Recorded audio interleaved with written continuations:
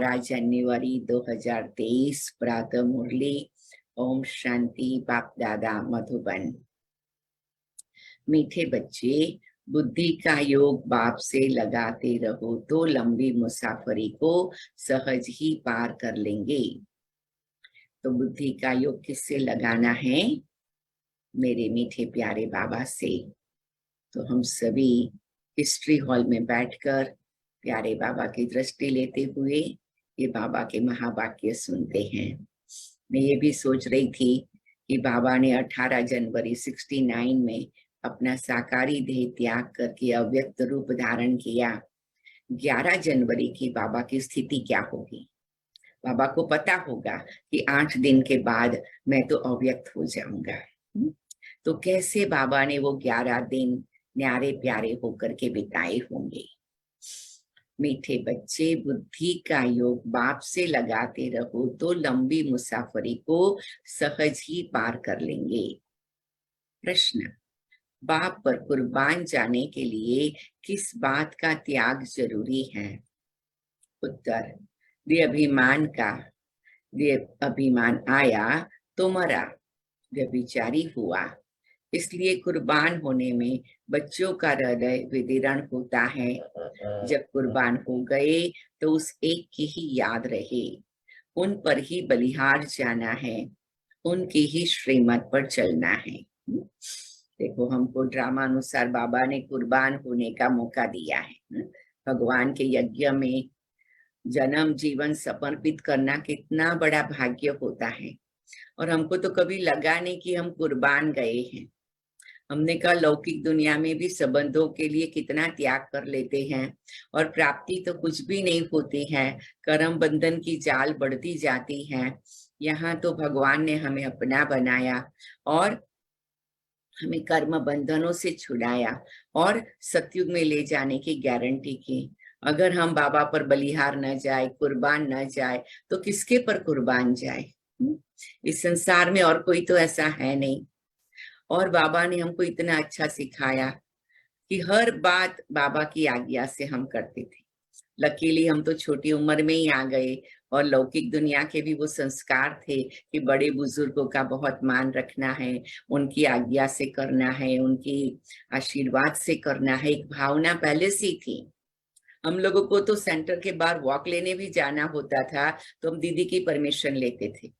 कुछ भी छोटा भी काम करना होता था तो हमको था दीदी कहेगी हाँ तो दीदी के दिल से दुआ निकलेगी। तो ये भी एक जिसको कहे कि इतनी सरलता से हम, और कुछ भी हो जाए तो हम समझते थे तो परीक्षा है, उसमें पास होना है। ये बात तो आई क्योंकि इससे मुझे उन्नति होनी है। ये बात आई क्योंकि इस द्वारा बाबा मुझे अपने समीप बुला रहा है। तो हम हर बात को इतना सहज रीति से पॉजिटिव उठाते थे।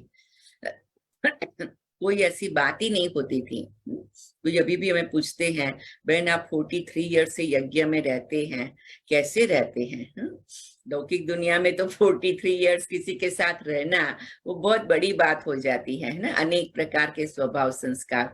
लेकिन हम क्या सोचते हैं, सब बाबा के बच्चे हैं, सब बाबा के बच्चे हैं, सब बाबा की नैनों के नूर हैं, है ना। तो इतना हमारे को संकल्प आ जाता है तो कुर्बान होना का अनुभव में खुशी होती है, आनंद आता है कि भगवान के लिए कुर्बान होने का मौका मुझे आत्मा को भगवान ने दिया है। तो मैं उसको कितना न महत्व रखूं और बाबा के प्रति के प्यार को और भी बढ़ाते रहूं। तो हर घड़ी हमें बाबा का प्यार बढ़ता रहे। गीत है, रात के राही थक मत जाना, सुबह की मंजिल दूर नहीं, दूर नहीं। ओम शांति, ओम शांति, ओम शांति।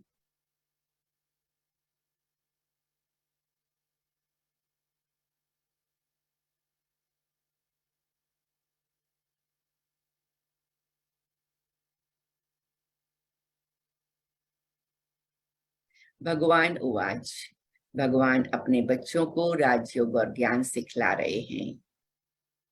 यह कोई मनुष्य नहीं। गीता में लिखा हुआ है, श्री कृष्ण भगवान उवाच, अब श्री कृष्ण सारी दुनिया को माया से लिबरेट करे यह तो संभव नहीं है। बाप ही आकर बच्चों प्रति समझाते हैं। अंडरलाइन करेंगे। जिन्होंने बाप को अपना बनाया और बाप के सन्मुख बैठे हैं, श्री कृष्ण को बाप नहीं कहा जा सकता।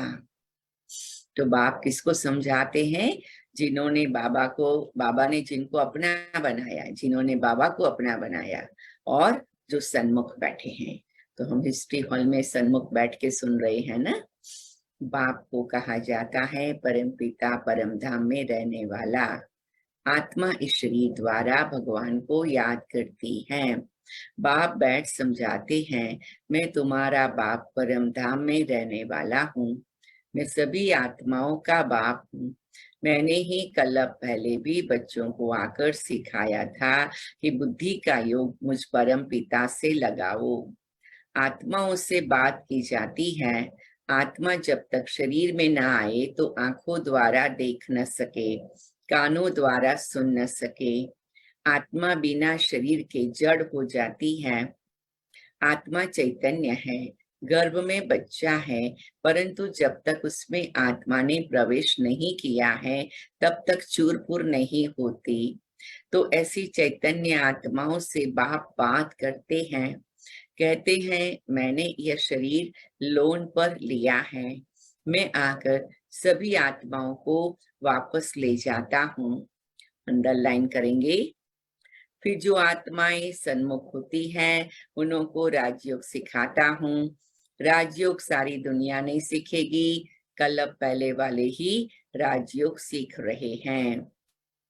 अब बाबा समझाते हैं, बुद्धि का योग बाप के साथ अंत तक लगाते रहना है, इसमें अटकना नहीं है। रुकावटें आएगी लेकिन उसके पर उड़ के ऊपर चले जाना है। बाबा कहते कोई भी रुकावट आवे तो ऐसे नहीं। कई बार बाबा व्यक्त मुरली में भी बताते कि भी रास्ते में पत्थर आया तो बैठ करके हथौड़ी लेके तोड़ने नहीं लगो, वो तो बहुत टाइम लग जाएगा। जंप कर दो। या तो सबकी मदद से पत्थर को हटा दो तो औरों को भी मदद मिले, और कम से कम खुद जंप कर दो। अकेले जंप नहीं कर सकते हो, किसकी मदद से, लेकिन जंप कर दो, लेकिन अटको नहीं। स्त्री पुरुष होते हैं तो पहले एक दो को जानते भी नहीं है, फिर जब दोनों की सगाई होती है, फिर कोई 60-70 वर्ष भी इकट्ठे रहते हैं, तो सारी जीवन जिस्म जिस्म को याद करते रहते हैं। वह कहेगी यह मेरा पति, वह कहेगा यह मेरी पत्नी। अब तुम्हारी सगाई हुई है निराकार से। निराकार बाप ने आकर सगाई कराई है। कहते हैं कल पहले मुआफिक तुम बच्चों की अपने साथ सगाई कराता हूँ। देखो बाबा को किसी की परमिशन लेने की भी जरूरत नहीं है और बाबा को किसी को बताना है। कहते मैंने ये तुम्हारे साथ क्या किया है, सगाई कर दी है। बाबा ने मेरे साथ सगाई किया तो मैंने भी बाबा के साथ सगाई किया ना। हर एक अपने को देख लो, मैंने बाबा से सगाई किया है ना, और बाबा को मेरे साथ सगाई करने का मन है तो वो भी मैंने बाबा को करने दिया है। तो ये भी हमारी बाबा के साथ की सगाई का कितना सुंदर अनुभव है। और एक 18 जनवरी को और भी पक्का करेंगे, मेरी बाबा के साथ सगाई हो गई है। जो नए नए बच्चे आए वो समझेंगे सगाई हुई है, जो पुराने हैं वो समझेंगे हमारी शादी हो गई है। निराकार बाप ने आकर सगाई कराई है। कहते हैं कल पहले मुआफिक तुम बच्चों की अपने साथ सगाई कराता हूँ। मैं निराकार इस मनुष्य सृष्टि का बीज रूप हूँ। सभी कहेंगे यह मनुष्य सृष्टि गॉड फादर ने रची है, तो तुम्हारा बाप सदैव परम धाम में रहते हैं। अभी कहते हैं मुझे याद करो। मुसाफरी लंबी होने कारण बहुत बच्चे थक पड़ते हैं, बुद्धि का पूरा योग नहीं रख सकते। माया की बहुत ठोकरें खानी से थक पड़ते हैं, मर भी पड़ते हैं, फिर हाथ छोड़ देते हैं। कल पहले भी ऐसे ही हुआ था। यहाँ तो जब तक जीना है तब तक याद करना है। स्त्री का पति मर जाता है तो भी याद करती रहती है। यह बाप व पति ऐसे छोड़कर जाने वाला तो नहीं है। कहते हैं मैं तुम सजनियों को साथ ले जाऊंगा। अंडरलाइन करेंगे। परंतु इसमें समय लगता है, थकना नहीं है, पापों का बोझा सिर पर बहुत है, वह योग में रहने से ही उतरेगा। योग ऐसा हो जो अंत में बाप व साजन के सिवाय और कोई याद न पड़े। अगर और कुछ याद पड़ा तो व्यभिचारी हो गया, फिर पापों का दंड भोगना पड़े। इसलिए बाप कहते परम धाम के राही थक मत जाना। तुम जानते हो मैं ब्रह्मा द्वारा आदि सनातन देवी देवता धर्म की स्थापना कर रहा हूँ। शंकर द्वारा सभी धर्मों का विनाश कराता हूँ। अभी कॉन्फ्रेंस करते रहते हैं तो सभी धर्म मिलकर एक कैसे हो जाए, सभी शांत में कैसे रहे, उसका रास्ता निकाले। अब अनेक धर्मों की एक मत तो हो नहीं सकती, एक मत से तो एक धर्म की स्थापना होती है। वह सभी धर्म सर्वगुण संपन्न संपूर्ण निर्विकारी हो, तब आपस में खीरखंड हो सके। अंडरलाइन करेंगे। बाबा कहते धर्म कभी खीरखंड होंगे जब सर्वगुण संपन्न संपूर्ण निर्विकारी होंगे। राम राज्य में सभी खीरखंड थे, जानवर भी लड़ते नहीं थे। इसके लिए क्या यादगार है कि सबको मालूम है ना क्या यादगार है राम राज्य का, कि जानवर भी नहीं लड़ते थे। तो उसका यादगार क्या है? उसका यादगार है, कोई बताएगा मुझे? सतयुग में जानवर भी नहीं लड़ते थे, उसका यादगार क्या है?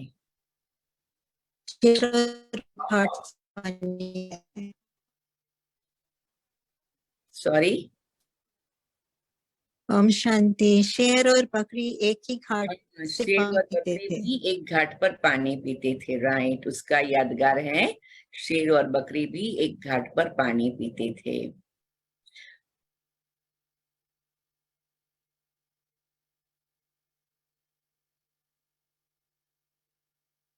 यहाँ तो घर घर में झगड़ा है, लड़ते तब है जब उनका कोई धनी धोनी नहीं, अपने माता पिता को नहीं जानते। गाते भी हैं तुम माता पिता हम बालक तेरे, तुम्हारी कृपा ते सुख घनेरे।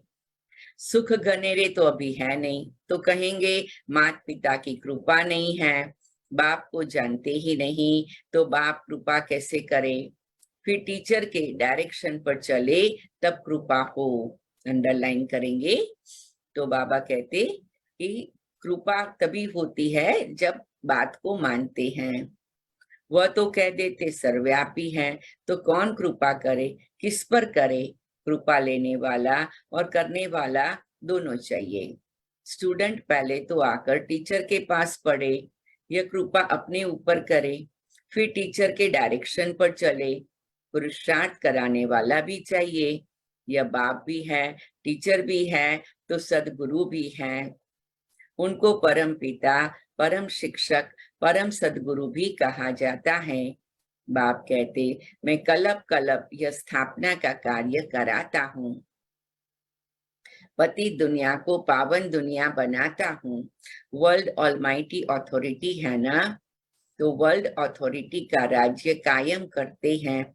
सारी सृष्टि पर एक ही लक्ष्मी नारायण का राज्य था, उन्होंने ऑलमाइटी अथॉरिटी थी। वहां कोई लड़ाई झगड़ा कर न सके, वहां माया है ही नहीं, है ही गोल्डन एज, सिल्वर एज। सतयुग त्रेता दोनों को स्वर्ग अथवा वैकुंठ कहेंगे। सभी गाते भी हैं चलो वृंदावन भजो राधे गोविंद। जाते तो कोई है नहीं, सिर्फ याद जरूर करते हैं। अब तो माया का राज्य है, सभी रावण की मत पर हैं। देखने में तो बड़े बड़े मनुष्य अच्छे आते हैं, बड़े बड़े टाइटल मिलते हैं, थोड़ी जिस्मानी हिम्मत दिखाते हैं, वह अच्छा कर्म करते हैं तो टाइटल मिलते हैं। कोई को डॉक्टर ऑफ फिलोसॉफी, कोई को क्या, ऐसे ऐसे टाइटल देते रहते हैं। अभी तुम तो हो ब्राह्मण, बरोबर भारत की सर्विस में हो, तुम दैवी राजधानी स्थापन कर रहे हो, जब स्थापना हो जाएगी तब तुमको टाइटल्स मिलेंगे। सूर्यवंशी राजा रानी, चंद्रवंशी राजा रानी, फिर तुम्हारा राज्य चलेगा, वहां कोई को टाइटल नहीं मिलता।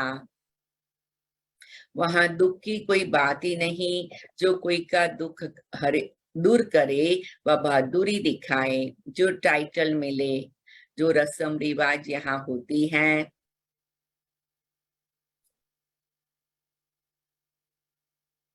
न लक्ष्मी नारायण इस पतित दुनिया में, जो रस्म रिवाज यहाँ होती वह वहां नहीं होती।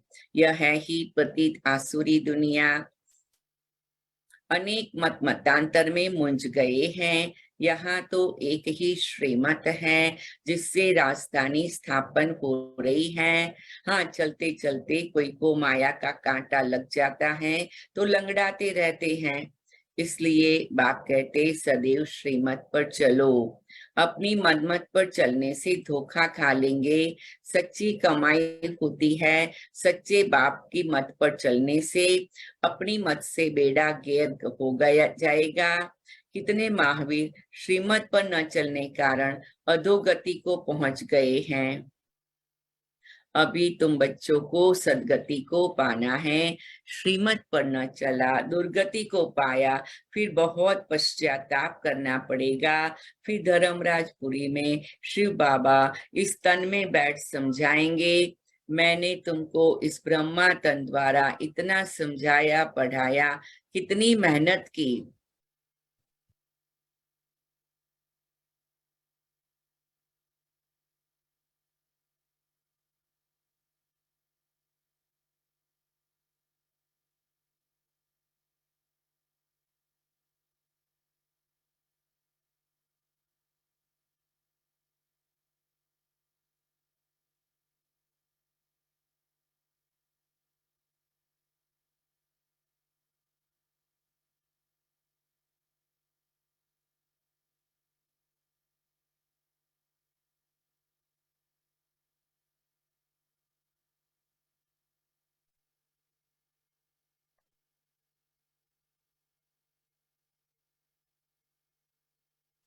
तो बाबा कहते हैं,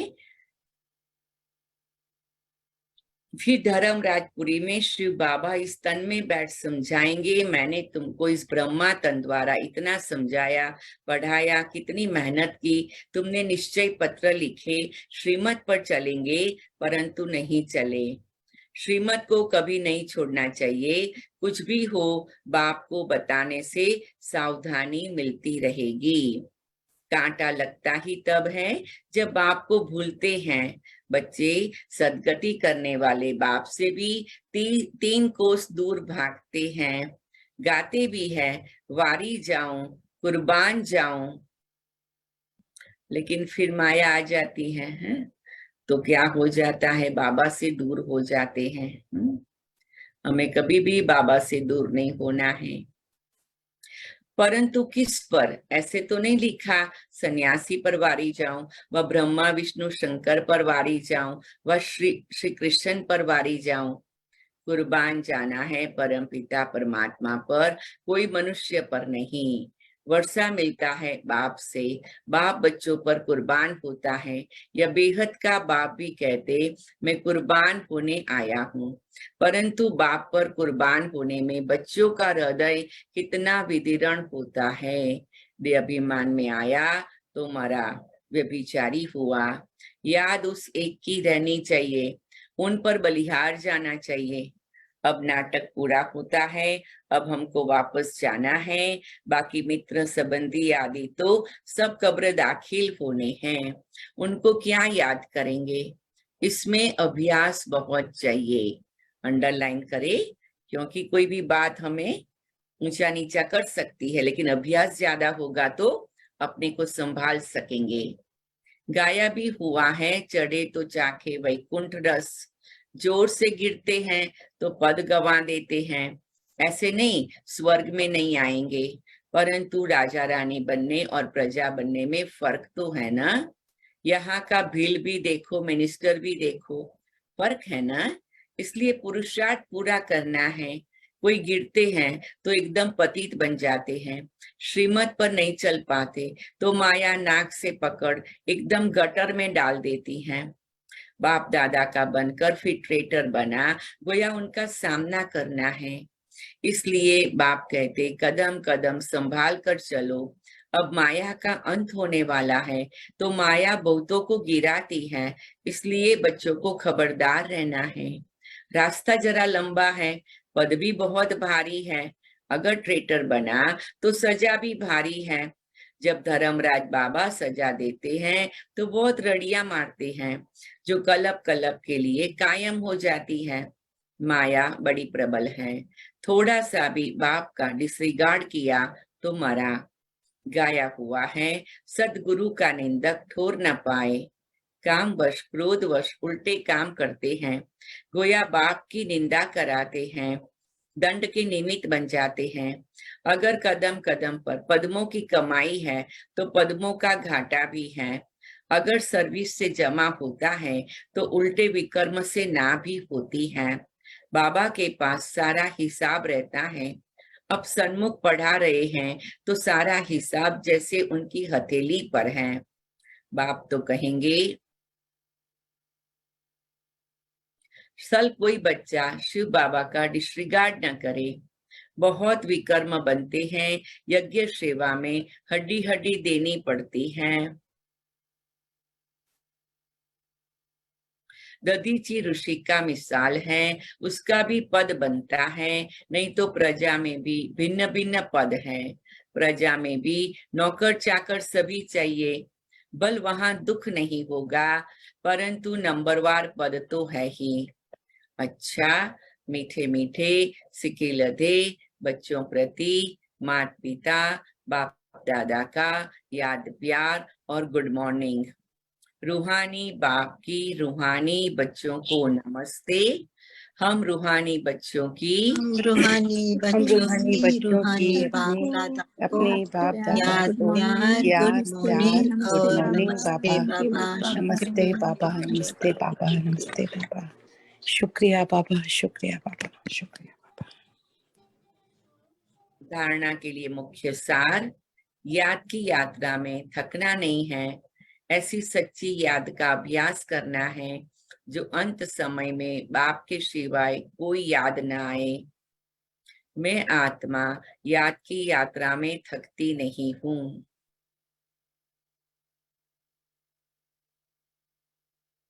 मैं आत्मा ऐसी सच्ची याद का अभ्यास करती हूँ जो अंत समय में बाप के सिवाय कोई भी याद न आए।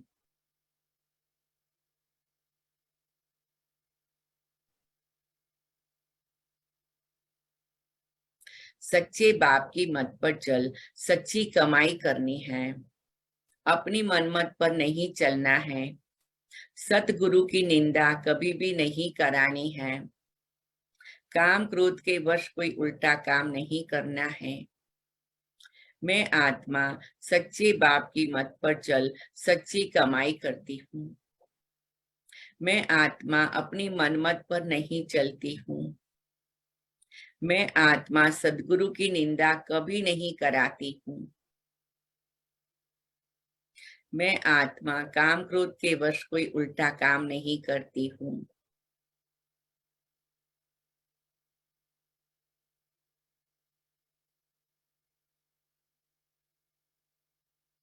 वरदान, संकल्प शक्ति द्वारा हर कार्य में सफल होने की सिद्धि प्राप्त करने वाले सफलता मूर्त भव। मैं आत्मा संकल्प शक्ति द्वारा हर कार्य में सफल होने की सिद्धि प्राप्त करने वाली सफलता मूर्त हूँ।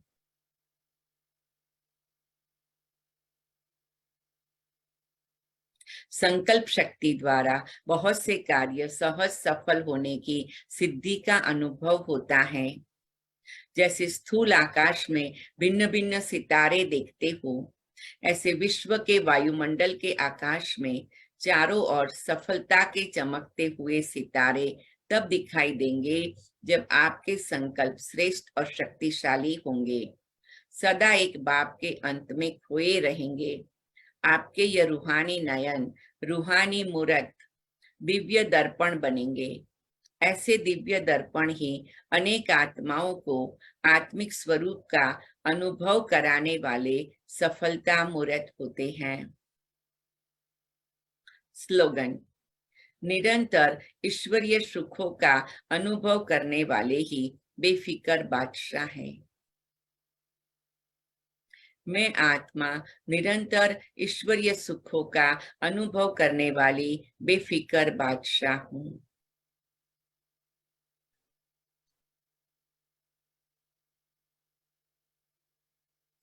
ओम शांति, ओम शांति, ओम शांति।